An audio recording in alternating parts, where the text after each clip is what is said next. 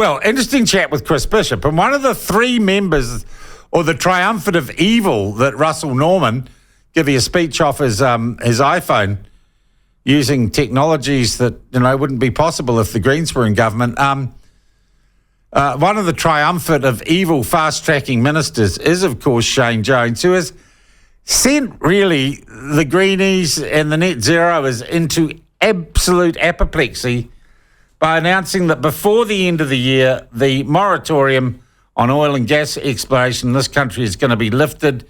He will introduce legislation to the House and get it through. Oh, they're losing their minds.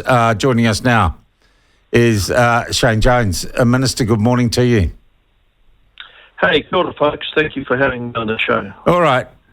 Shane, did you just do this to actually send all the people who marched down Queen Street spastic? The people who march down Queen Street have a democratic right, you and I both know, to vent their spleen and make their feelings known. They didn't have a right to leave all of their trash around on the street of Queen Street and not take their ill-considered, ill-conceived signs with them home. It's a small mark of hypocrisy in my view. All right. Also the hypocrisy that Chris Bishop pointed out, that Labor, of course, had fast-track legislation as well, introduced during COVID. 17 schemes approved. Yeah, I mean, the reality is Chris is doing a great job as our steward, moving the legislation forward. It's in the select committee. There'll be various changes and refinements. But look, Kiwis have got a deeper question to ask themselves. Do you want to stand up and fight for the legacy that defines us as a first world nation, or are you going to surrender to this hypnotic-like trance-like behaviour that we're seeing from the Green Party, that we don't need oil, we don't need gas, we don't need industry, we don't need manufacturing. We'll all get along with each other by sharing unicorn kisses. I resent that mentality, and it's about the time that people joined with me and our government to overwhelm that falsehood. All right. Now, I just want to clarify.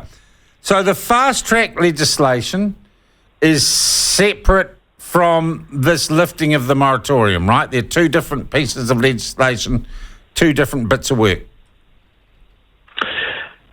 You're right. I could have tie-hoed and done the announcement at some other obscure point in time. But it was a deliberate decision so that Kiwis can contrast. Do you want to be led by the lotus eaters, or do you want a hard-headed, economically pragmatic view? Our country is a Garden of Eden. We're not living in a climatic purgatory put around by the Green Sisterhood. And Kiwis have got a clear choice over the last 72 hours. Which way do you want to turn? Yeah. Minister, does the urgency with this, as well as that, the political context that you've made this announcement in, do we have companies here and overseas that want to get back to oil and gas prospecting and are keen to go? Is demand, if you like, for a new regulatory or legislative environment driving this in some ways?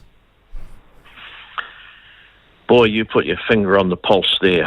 How do we overcome the damage done to our sovereign risk profile?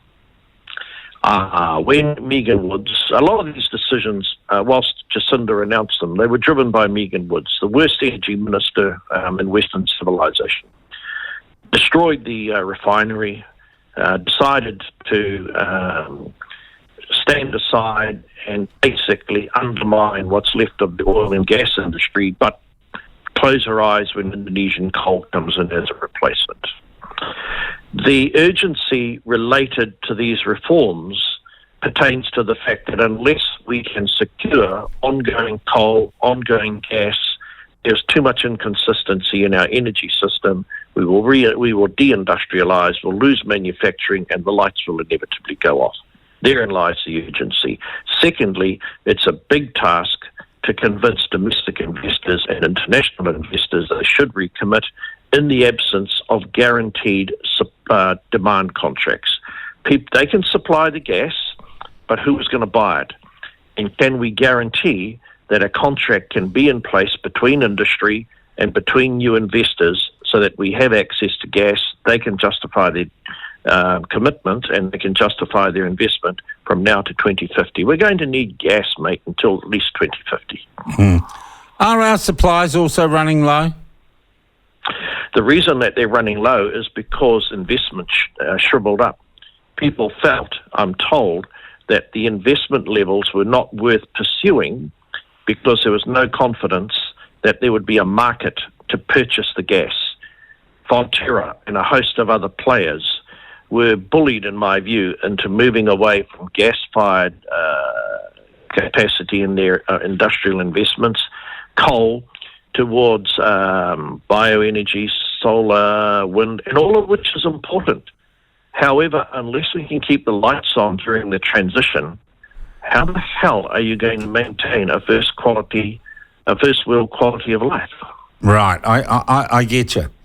It seems to me we're in some peril then. I mean, our economy is stagnant. And the fact is, Minister, no matter how quickly you get this moratorium lifted and we can drill, extract, search for gas and fossil fuels again, if you lose the election, if the Greens and Labor get in 2 years' time, the industry's stuffed again. Well, I think the problem will be deeper. I think we'll have a South African kind of situation where we have intermittent blackouts and we have a pattern of energy delivery in New Zealand that is riddled with uncertainty, and you know as well as I do that will cause industry to decamp to other countries because they can't keep factories and employees in a position where they're paying their wages if they can't keep the lights on.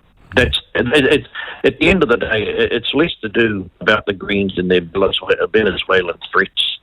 Labor, they can't work out whether they're a fiddle or an elbow. I don't believe that Kiwis will tolerate the destruction of the economy. Yeah, you see, but mainstream media are telling me, and Twitter's telling me that there were up to 70,000 people in the streets of Auckland yesterday. There's a cartoon in the Post this morning that shows you as a skittle with the bowling ball of public opinion about to knock you for six. The picture we're being painted is that New Zealanders are almost in revolt at your plans to get some economic activity and certainty in this country. But how many other MPs have you seen who will stand up against that rebel? How many other MPs have you seen for a long period of time who are willing to face down that mob? We are not going to surrender our economic security to this woke-riddled rebel. We're going to stand up and talk through every vein and every corridor possible.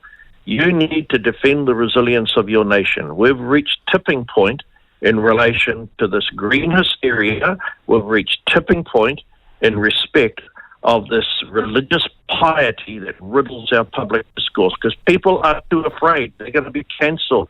They're going to be shouted down. Well, let me tell you, these green frogs have met their match in me. Well, I just heard Chris Bishop on this program say that climate change is the major issue. Are you saying it's not, Shane? Are you saying the cult of climate change is coming to an end? That Paris Accords are not going to be adhered to, and we're going to see, if you like, a fundamental or a tectonic shift in that global trend? This is what I predict. As the full economic costs are brought to bear on who's going to fund the transition,